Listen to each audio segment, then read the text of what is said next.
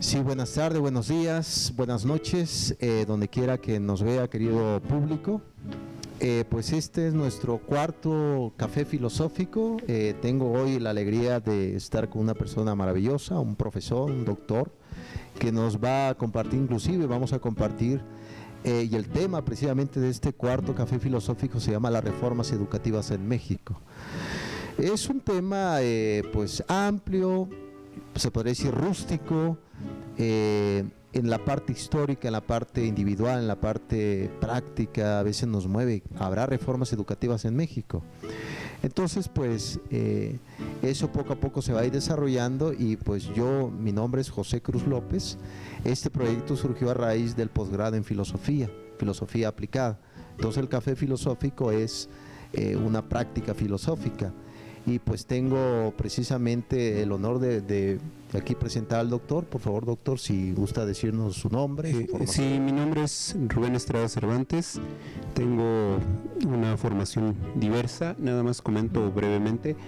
Tengo una licenciatura, 4 especialidades, 2 maestrías, 2 doctorados y un postdoctorado. Trabajo en diferentes universidades en diferentes funciones. Perfecto, doctor. ¿Y qué lo trajo aquí a la UNIT, doctor? Pues dentro de la formación profesional y diversa que tengo, yo soy entrenador de gimnasia desde hace más o menos 30 años. Soy entrenador de la Facultad de Estudios Superiores Iztacala y pues hace un poquito menos de un año me incorporé a la plantilla de docente de la UNIT en Campus Tlalnepantla, en el ámbito precisamente de la educación física y el deporte. Y bueno, pues aquí estamos precisamente para complementar, además de esa área de desarrollo humano, otras tantas, como por ejemplo en este caso una fundamental, que es la parte de la filosofía. Perfecto, doctor, muchas gracias.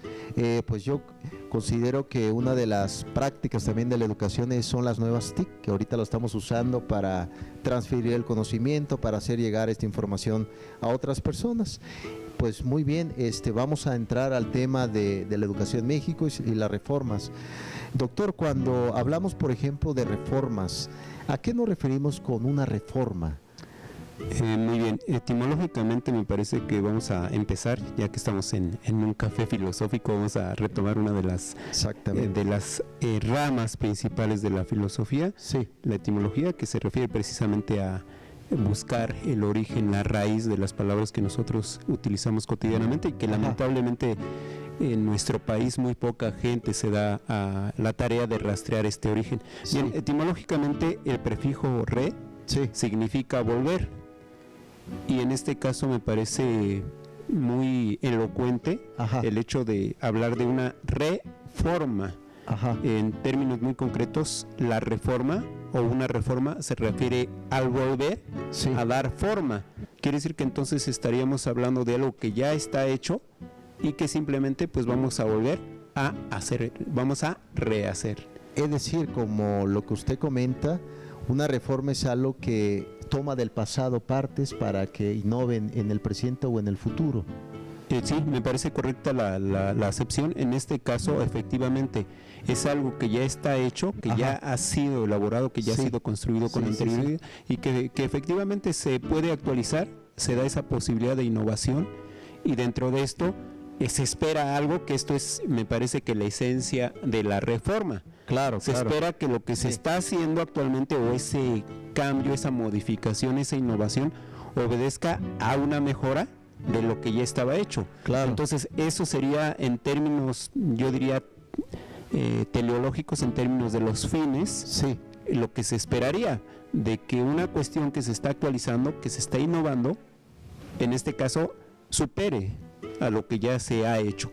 Lamentablemente, a veces en ciertos ámbitos, las reformas no obedecen a esta posibilidad, sino se hacen más bien en términos, yo diría, de manipulación. Hay términos políticos. ¿no? Por supuesto. Me parece que si lo hablamos más claramente, desde la perspectiva de la ciencia política, por supuesto, estas tendencias muy propias del sistema neoliberal en el que vivimos. Claro. Tienen esa característica. Nos dicen que están cambiando, estamos en plena efervescencia en nuestro país de las cuestiones de la elección, y prácticamente la mayor parte de los candidatos lo que ofertan es la palabra cambio. Claro. Entonces esto nos trae a revisión, por supuesto, la palabra reforma, porque la mayor parte de ellos pretenden o presumen reformar, y con esto pues ellos nos están diciendo que efectivamente van a tomar lo que ya están haciendo, más bien lo que ya está hecho, para hacerle alguna modificación. Lamentablemente esto de la reforma en términos de cuestiones políticas, por lo regular casi siempre obedece a que pues ya está la estructura, ya está terminado, definido, y hacer una reestructuración, que esta es otra cosa distinta. Claro, no es lo mismo decir una reforma que una reestructuración, porque pues la estructura es un trabajo de fondo. En cambio, la reforma simplemente es una cuestión superficial. A mí me parece que desde esta posibilidad que estamos compartiendo, la reforma implicaría como que pues ya está hecho el edificio, ya está construido, ya está funcionando, ahora nada más le venimos y le cambiamos el color y decimos que ya cambiamos. Sí, efectivamente es un cambio, pero es un cambio muy superficial, que no tiene mayor trascendencia.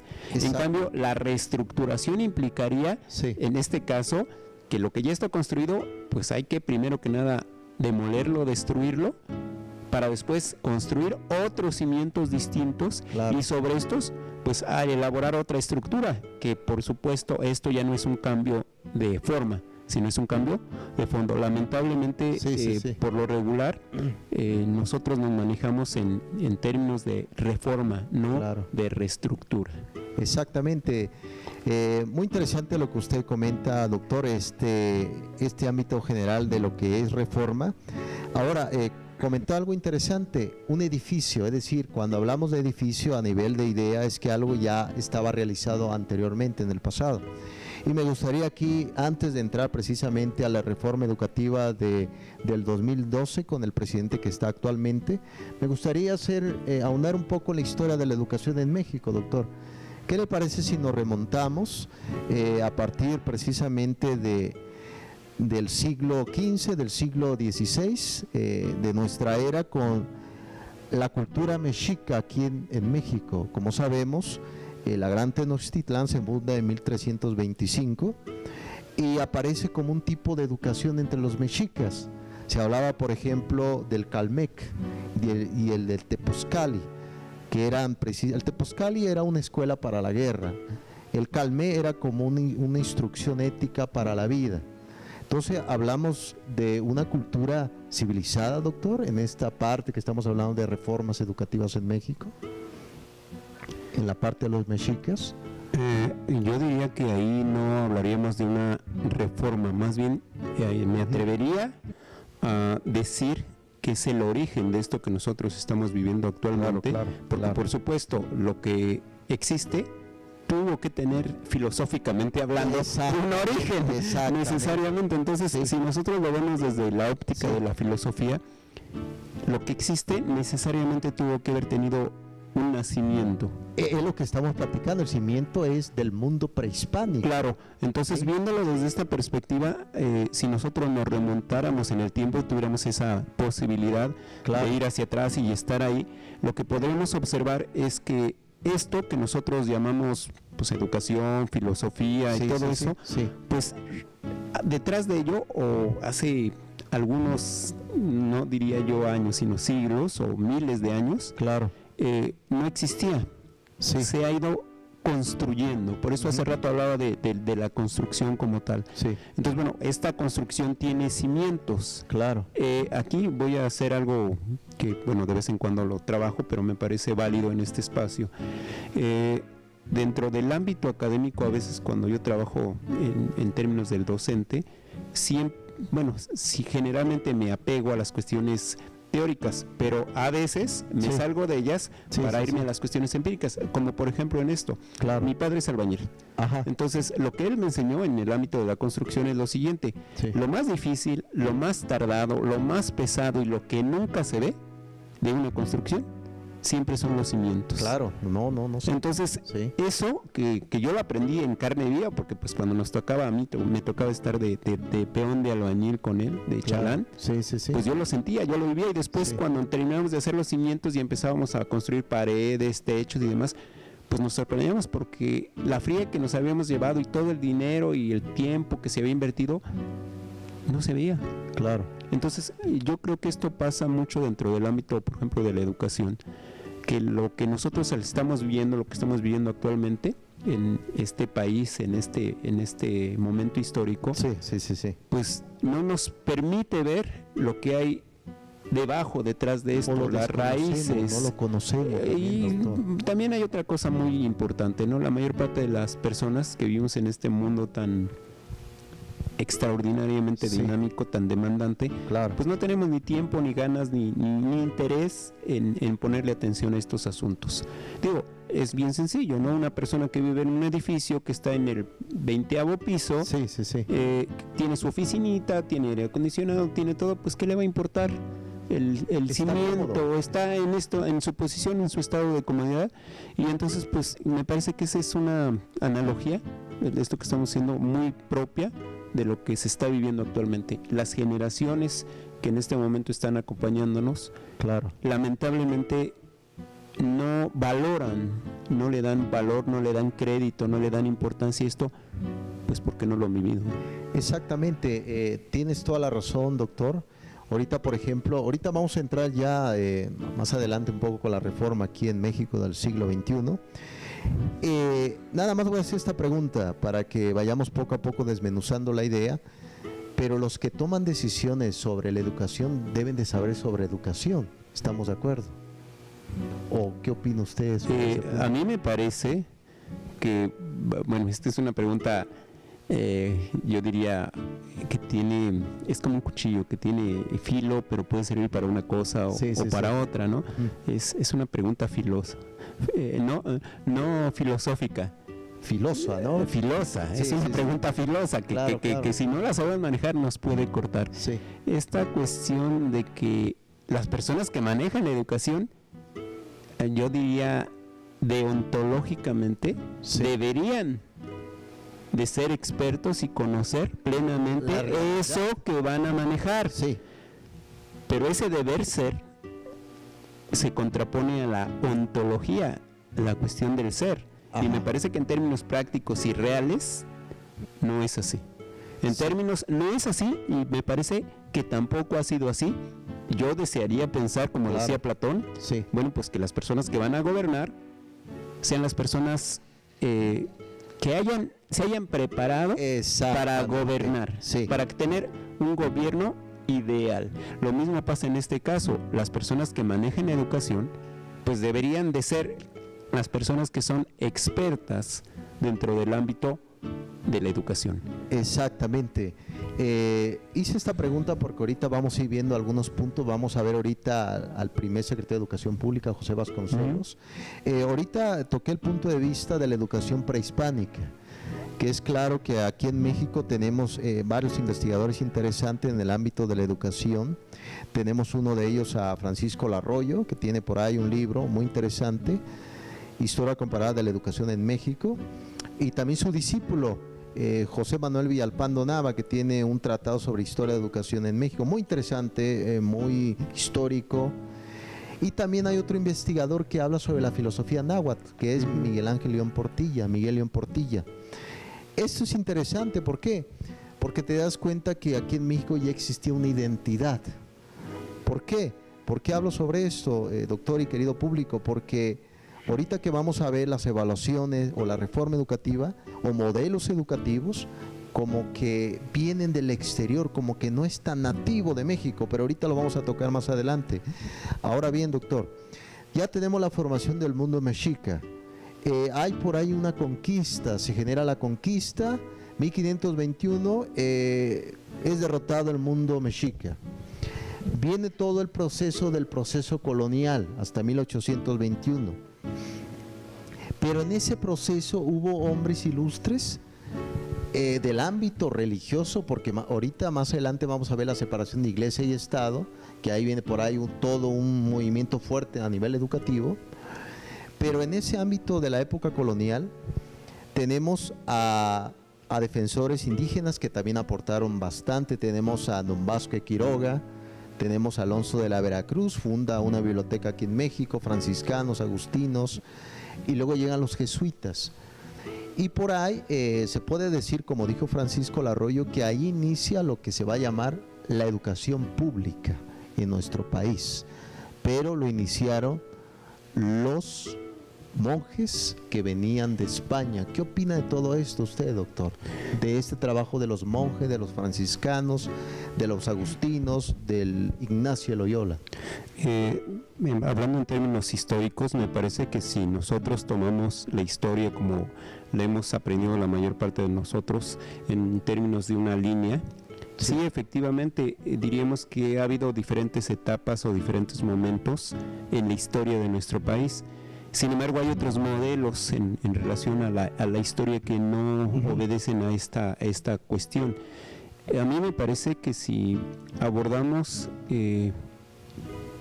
estos elementos o tratamos de sistematizarlos, sí vamos a encontrar esa cuestión de una especie de sistematización, de ordenamiento que se ha venido dando en torno a este objeto de estudio que estamos trabajando, que es la educación. Sí. No obstante, yo diría que además hay otras posibilidades, además de esta visión lineal de la historia. Sí, ¿Por qué comento esto? Porque efectivamente, si nosotros lo vemos desde esta perspectiva, pues podemos hablar de fechas o de lugares. Decíamos hace rato, y ahí sí yo me gustaría hacer esta aportación, no es tanto una visión prehispánica, vamos a quitarle lo de prehispánica porque es antes de los españoles, para no poner a los españoles como referentes. Vamos a decirles así, aborígenes. La educación aborigen de nuestro territorio, en este caso, principalmente, principalmente las personas que se ubicaban aquí en el plano central del país que ahora tenemos, en el Valle de Anáhuac, y al sur de nuestro país, toda la cuestión de la cultura maya, ¿no? Que son dos de las principales, más toda la gran variedad que tenemos a lo largo y ancho de nuestro territorio. Bastante, y que de alguna manera llevan miles de años. Yo diría que a lo mejor hasta un tanto más en algunos campos, desarrollando ideas que aún nosotros todavía no alcanzamos. Por ejemplo, voy a poner un ejemplo muy concreto, la astronomía maya, que bueno, pues eso lo sabemos. Actualmente la NASA, a pesar de toda la tecnología y demás, está encontrando que bueno, pues dentro de las medidas en términos cronológicos, los más exactos pues han sido los de la cultura maya, que ellos lo saben ya desde hace miles de años. Y bueno, toda esta gran gama de posibilidades que están ahí obedecen a ese ámbito. A mí me gustaría que si lo vamos a manejar desde esta perspectiva no le diéramos tanta atención a la cuestión del tiempo o del lugar, sino más bien que vayamos a la esencia, porque bueno, estamos hablando precisamente de la cuestión de las reformas educativas y cómo estos se han venido cambiando, modificando.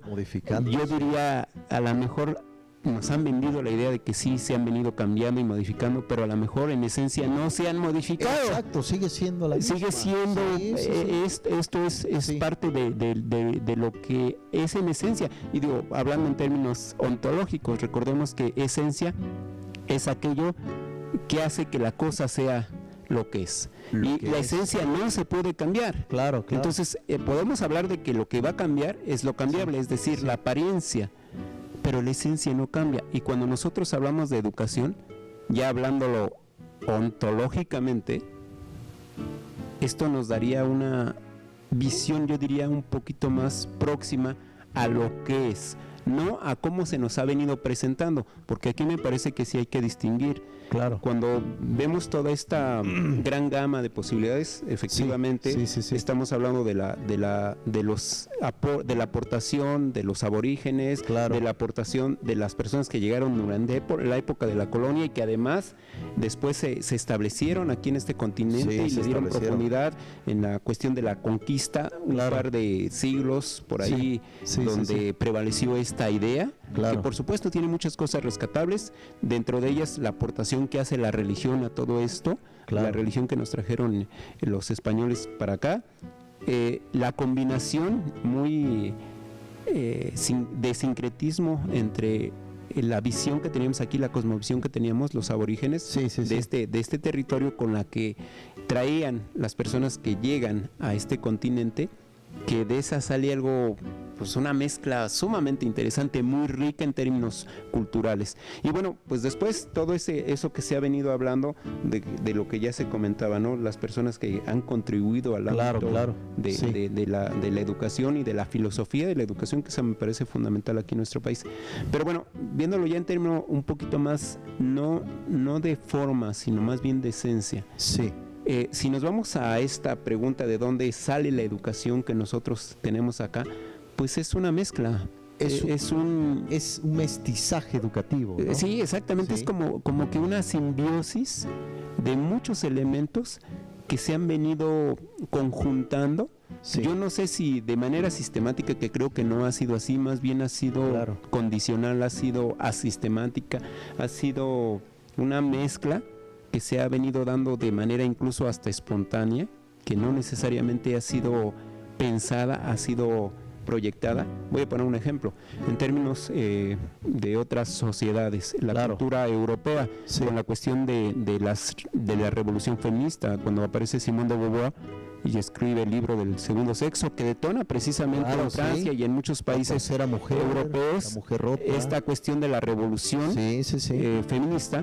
Y en nuestro país y en muchos países de este continente no se aparece de esta manera. O sea, las mujeres, si bien es cierto, salen a trabajar y de alguna manera han obtenido independencia claro, económica y demás, no ha sido por una cuestión de autogestión en términos de reflexión, de concientización, sino más bien condicionales.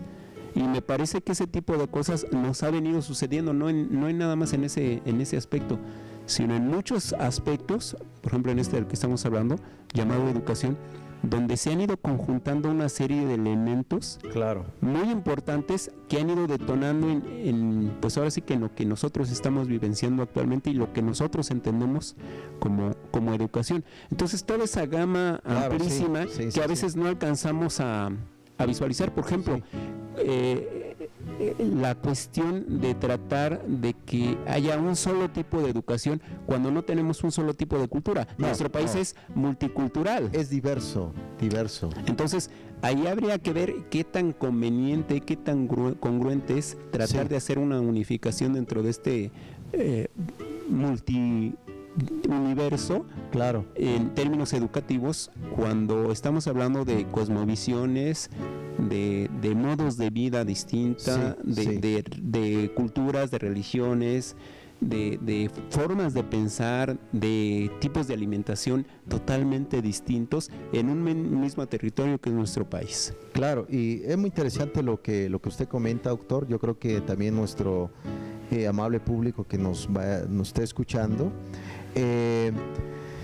lo que sí es verdad es que ahorita que estamos hablando un poco de la parte histórica, ya vamos a entrar aquí con el factor del siglo XXI, es que a partir del siglo XVI surge la educación pública, el trabajo que hacían los franciscanos, iban a las comunidades, llevaban una didáctica, era un tipo de escolástica ya un poco como antaña que venía de Europa, una didáctica tradicional, pero al fin de cuentas era una educación pública.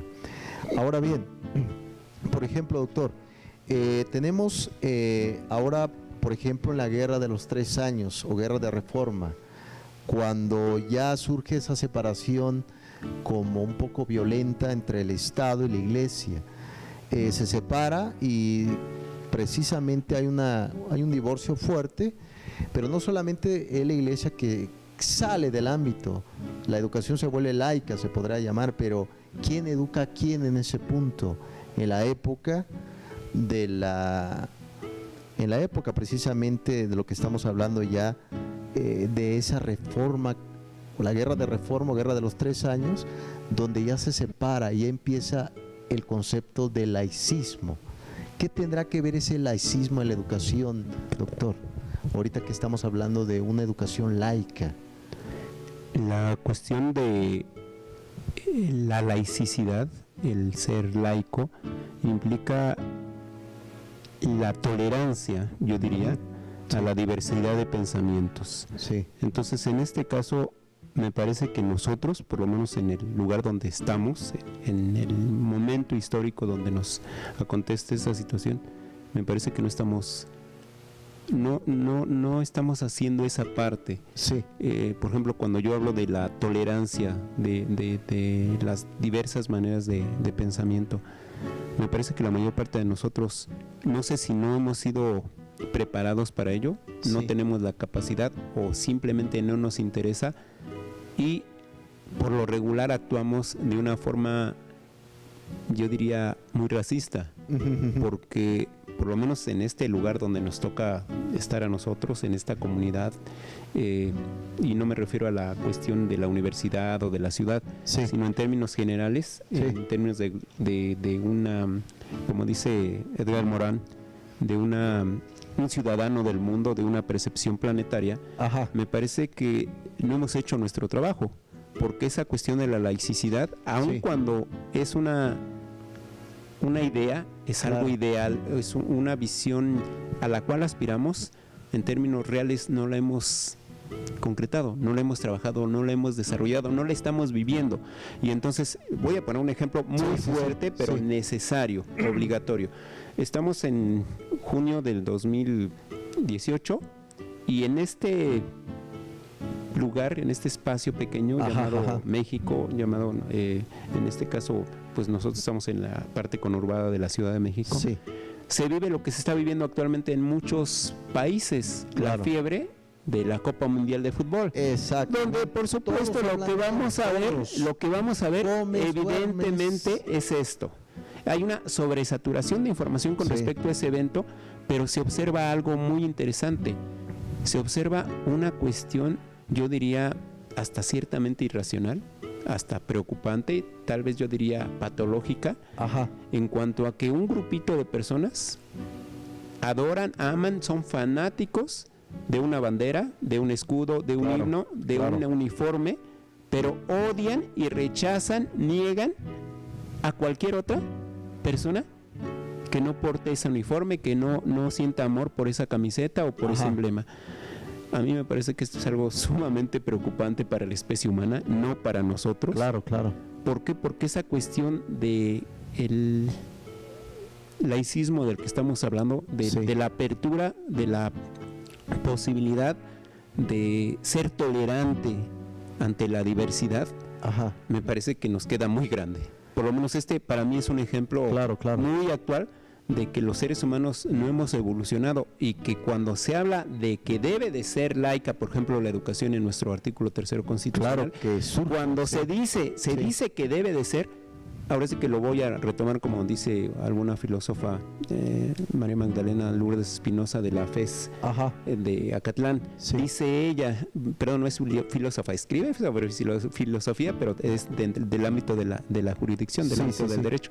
Dice ella que cuando nosotros hablamos del deber ser, es porque no es.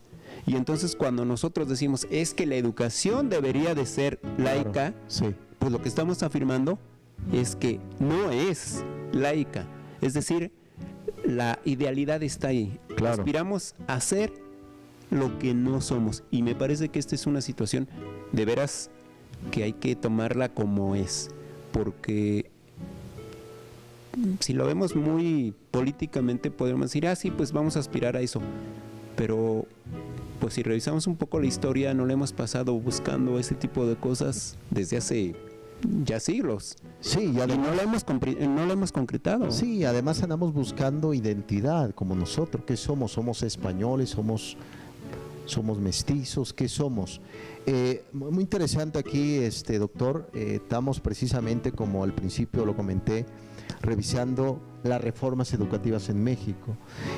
Comentamos ya un poco de los mexicas, un poco de la época colonial, que usted decía, la esencia, muy interesante. Ahorita ya hablamos como esa separación, ese divorcio entre iglesia y Estado, viene el artículo 3 a partir de la Constitución de 1857, una educación laica y para todos. todavía no se había evaluado ahí la educación, no había un sistema de evaluación, todavía no existía un instrumento. Pero ahora bien, por ejemplo, doctor, en 1921 surge la Secretaría de Educación Pública en el tiempo del presidente Álvaro Obregón. Su principal secretario de Educación fue José Vasconcelos. ¿Qué nos puede hablar de todo esto, doctor? Del primer me parece que ahí hay varias cuestiones me parece que son varias cuestiones necesarias de abordar. Sí. Si bien es cierto, esto tiene un origen y se ha venido desarrollando independientemente de la manera o los por qué se ha venido dando de esta forma, sí. Se ha venido, digamos que desarrollando. Uh-huh. Y por supuesto también hay que ubicar que hay ciertos momentos claves. Sí. Uno de los momentos claves, por supuesto, está hace ya casi 100 años, por cierto. Claro, ya vamos para allá. Sí, sí. Hace 100 años, en donde pues posterior a esta cuestión de la Revolución Mexicana y dado el caos que se estaba viviendo en aquel entonces, pues se hace necesaria una cuestión, yo diría, de unidad social, algo que nos unifique, que nos dé línea, que nos marque el camino. Y pues con la aparición precisamente de, me parece, una de las personas más rescatables en el ámbito de la educación en nuestro país, secretario de Educación de Pública, Vasconcelos, ¿no? Pero yo creo que ahí sí, yo le apostaría a lo siguiente. Cuando yo decía hace rato que no es tanto que nos vayamos por cuestiones de periodos o por espacios geográficos, sino más bien a la esencia. A mí me parece que las ideas de Vasconcelos no han sido explotadas, no han sido utilizadas. Claro. No se les ha dado como que ¿qué diría?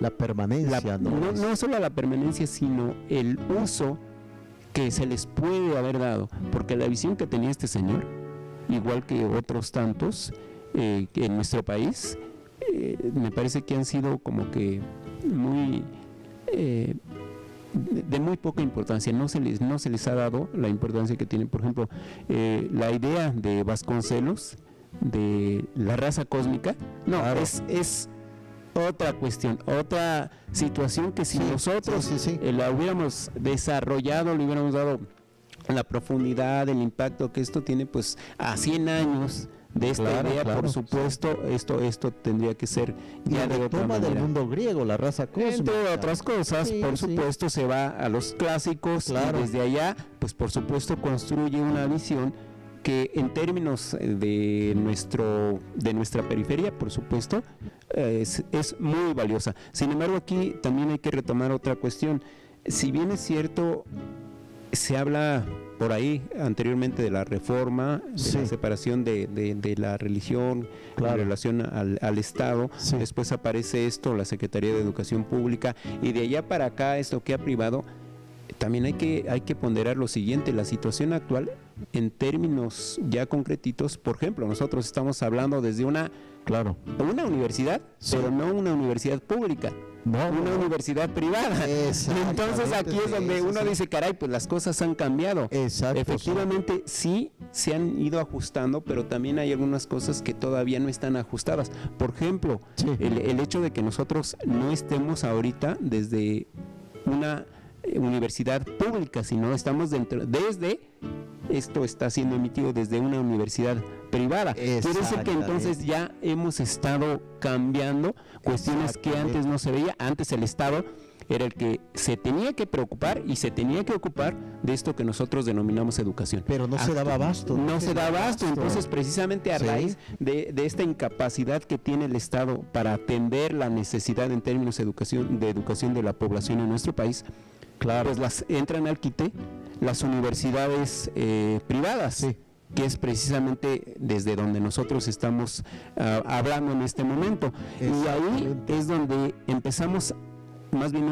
yo creo que esto ya nos tardamos en revisar qué está ocurriendo con la educación en este contexto. Exactamente. Muy interesante lo que usted comenta, doctor. Exacto, estamos transmitiendo de una escuela privada. Es precisamente, más adelante va a venir a lo mejor un hombre que se acerca a ese calibre de Vasconcelos, Jaime Torres Bonet. También vemos ahí la historia de la educación. Podemos decir y podemos preguntar, ¿cuál es el objetivo de la SEP? ¿para qué está la SEP en México? ¿Cuál es su objetivo principal, doctor, de la Secretaría de Educación Pública? Es una pregunta, yo diría que desde afuera podría responderse de una manera relativamente fácil, sencilla, rápida, sí. Pero me parece que la tarea es titánica. Tratar de, por decirlo de alguna forma, homologar, integrar, ajustar esta diversidad de la que hemos estado hablando en estos minutos. Claro. Es una tarea impresionante. Y quien esté al frente, no, pues tiene una carga, yo diría, gigantesca, tremenda. Claro. Ahora,